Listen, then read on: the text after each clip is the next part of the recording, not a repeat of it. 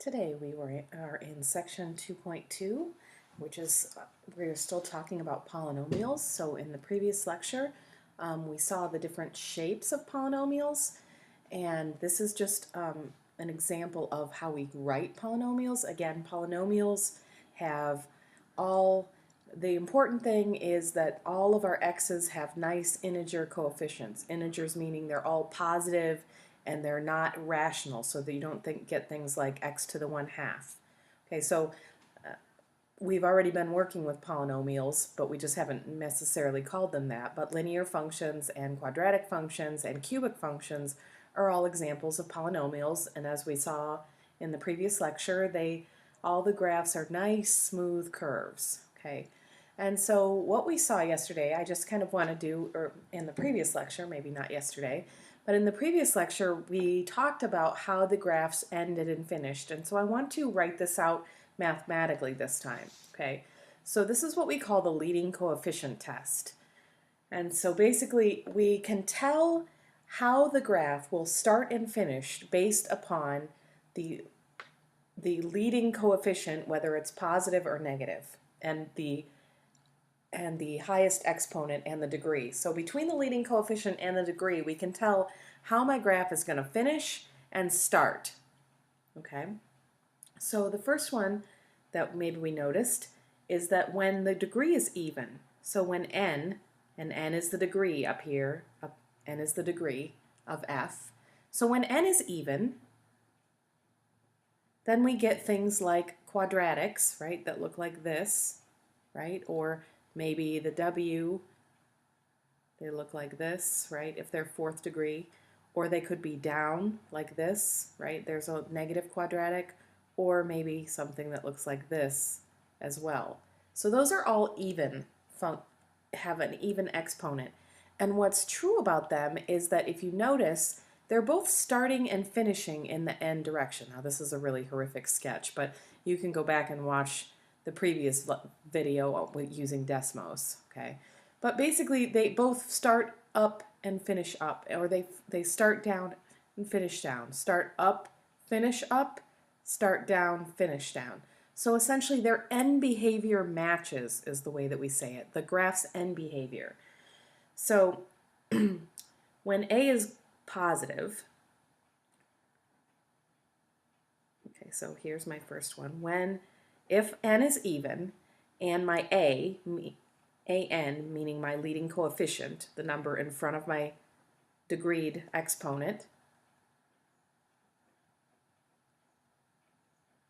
when an is positive, meaning I have a number in front of it that's like 3, right? For instance, if I said, okay, well, y is equal to 3x squared, right? My leading coefficient here is positive 3. And that tells me basically the shape of my quadratic. I know that my quadratics, they start and finish in the same way. And so basically I have this up, up. So when an is positive, meaning the 3 is my an in this case, then and this applies to all highest degree exponents when they're even, when it's positive, then my graph starts and finishes in the same direction. So we say it like this. So as x approaches infinity, meaning, let me draw, okay. We'll say, for instance, this is just a rough sketch of 3x squared. As x goes to infinity, okay, so this is some new notation. It said as x goes to infinity. And what it really means is as x gets really big, okay? So as x gets really big, my x's are going in this direction. And so I want a way to write, what is my y doing? Well, my y is rising up. My y is also getting really big. So we say as x goes to infinity, f of x goes to infinity as well. It also goes to positive infinity. So as x gets really big, y gets really big, okay? And also as x goes in the opposite direction to negative infinity, okay, so this is positive infinity. Then when I'm going in, my x is going now in negative infinity this direction, what is my y doing? Then my f of x is doing what? So my f my y values are still getting really big, right? They're going straight up. So as x approaches negative infinity, f of x is still approaching infinity. And so that's a thing that even degreed functions have in common, that basically I can write, since they're both going to the same place, as x approaches both positive and negative infinity, f of x approaches infinity. So that's my leading coefficient test, and that's just some mathematical, notation to show that basically as x gets really big in this direction, y gets really big. As x gets really small in this direction, still y is getting really big. So basically it's describing this up behavior. This is how we describe it. All right. Now, if my leading coefficient is negative, so when an is negative, we'll say is, or I could have said an is less than 0, right? So when an is negative, for instance, if I have, I'm going to use my 3x squared, this time putting a minus sign in front, then that turns my quadratic function downward. Okay, and now again, this doesn't, my quadratic's a nice easy one to use, but anytime that this happens, when I have my leading coefficient, right, is negative, and my highest degree, or my biggest exponent, is even, then I get this behavior where it starts and finishes down.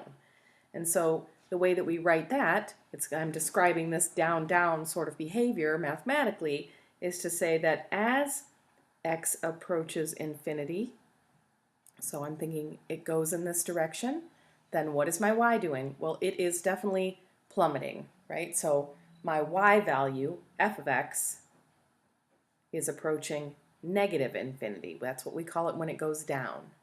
So it's getting really big, it's just getting in the negative direction. And as x approaches negative infinity, right, it's also, my y's are still plummeting in this direction. When I go in this direction with my x, then f of x is equal to negative, or is approaching, not equal, negative infinity.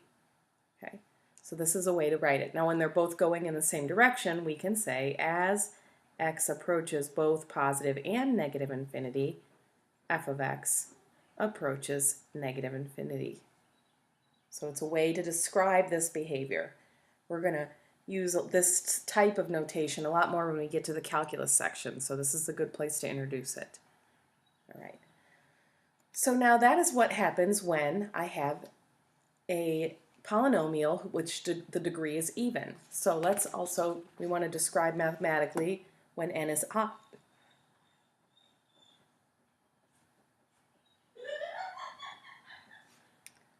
So when n is odd, I end up with something like y equals x cubed.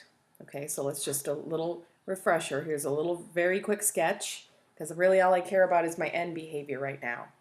When my n is odd, and this is just x cubed, but you can think linear functions behave that way too, and so do x to the fifth, okay, then I start in one direction, but so basically I'm starting down here and then I'm finishing up. So I don't have the same like even functions, right? They would go both in this direction if a was positive, and they would go both down if a was negative. This time when a is positive, basically I'm starting down here and finishing up here, okay? And if I have a leading coefficient that's negative, let's look at, we should know how to draw these very quickly at this point. I start and finish in this direction. So they have the opposite behavior. So this one if I think of it, that's the way it starts and finishes. And if it's a negative leading coefficient, then I get a start here and finish down here. But they end and finish in opposite directions. Okay, so let's write this out. So when an is greater than 0, meaning my leading coefficient is positive here, then let's describe as x goes to infinity. So that's this graph, and as x goes in the positive direction, where are my y's? Well, my y's are way up here. So as x goes to positive infinity, f of x goes to positive infinity. Then let's describe what happens in the negative direction. So if I'm going to negative infinity, here I'm going in this direction, and here my y values are way down here. And so I want to say that f of x approaches negative infinity. Basically, this is a way to say as x gets really big, y gets really big. And as x gets really small, y gets really small. Okay? Now, the opposite happens when an is less than 0. So when an is less than 0, my an in this particular case is 1. Here it was up here it was positive 1. But so it's negative here, and so that means when x approaches, I'll do infinity first just to keep us consistent. As I'm going in this direction with my x's, my y's are plummeting. So I have as x approaches infinity, f of x approaches negative infinity. And as x approaches negative infinity, when I look at my x's going to the left here, my y values are going up. So my f of x approaches positive infinity. So this is some new notation that we're using. Okay, now what the leading coefficient test will allow us to do is kind of to make a quick sketch of things. So let's make a really quick sketch of, we'll use the leading coefficient test and solutions to f of x equals 0 to create a rough sketch of this graph. Okay, so this is x to the 4th plus or minus 8x squared plus 7. Okay, so what I should know about this is 1, the leading coefficient here is 1. My highest exponent is 4, so I have an even exponent. And so that means that I'm going to have, right, this is a positive leading coefficient, so what I should see in my end behavior, without describing it mathematically, if I just draw a rough sketch, I should see this behavior on the end, on both ends, because it's an x to the 4th, it's got an even power, and it's got a positive number in front. If it was a negative number, then they would be both going down, but the end behaviors match when I have an even exponent as my highest exponent. So I can use this idea, and then I also want to find solutions to f of x equals 0. So that means y is equal to 0, so I'm going to plug in 0 here. All right, so factoring again is our friend. So now we have not factored an x to the 4th, but I have an x to the 4th here that has 3 terms, and kind of a general rule of thumb, there's kind of a little bit of trick to it. If we could factor x squared minus 8x plus 7, then this will also factor. Okay, and this does in fact factor to x minus 7 times x minus 1.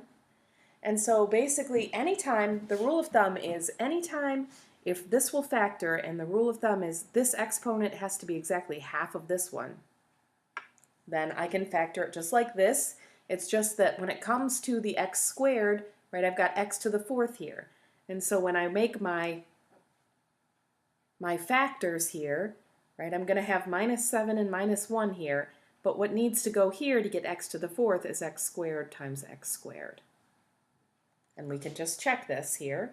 So we get my middle term here, right, will be from here I get negative 7x squared, and from here I get negative x squared. And when I add those two together, I get the negative 8x squared. When I multiply these two guys together, I get x to the 4th. And when I multiply negative 7 times negative 1, I get positive 7. Okay? So this does in fact factor. Okay? So now what do I do? Well, now I'm going to set each one of these factors equal to 0. So I get x squared minus 7 is equal to 0, and x squared minus 1 is equal to 0, both perfect examples of using the square root method. I get x squared equals positive 7, x squared equals 1, and I get x equals plus and minus the radical 7, and x equals plus and minus 1, right? Because I'm going to take the square root of 1, and the square root of 1 is 1. All right, so now these, remember, we've talked about this before, these are my x-intercepts. So just drawing a quick sketch here. Now this is a very rough sketch, right? I'm just looking for general shape. So plus and minus radical 7 approximates to about 2.6. So if I put those on, they're about maybe here.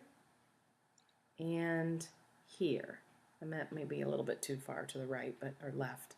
And then I have 1 and -1 here. Okay? So I know that this is going to finish here and finish here. Okay? And I need to cross through these. So basically my general shape would look like this. Now I don't know how far this goes down here, and I don't know, actually I can figure out what this is really quickly. This should be 7, because this is where x equals 0. So if I plug in x equals 0 up here, then I get 0 minus 0 plus 7. And so this should look like it's at 7. I'm a little off with my graph, but so this is just a rough sketch. Now it would be nice if we could figure out, and we don't actually, I don't know if that's the highest point or not, right? Both, I'm just have a general shape here. So what we really need in this case, right, to really figure out how far down it goes here and how far up it goes is calculus. And so right now in pre-calculus, we can't really figure that out, but we're not that far out from figuring it out.